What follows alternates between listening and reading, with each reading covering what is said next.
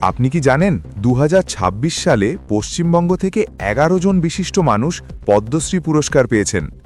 আজকের এই শর্ট ভিডিওতে জানুন কারা তারা আর কোন ক্ষেত্রে পেয়েছেন এই সম্মান। 1. প্রসেনজিৎ চট্টোপাধ্যায়, বিখ্যাত অভিনেতা, অভিনয়ের জন্য। 2.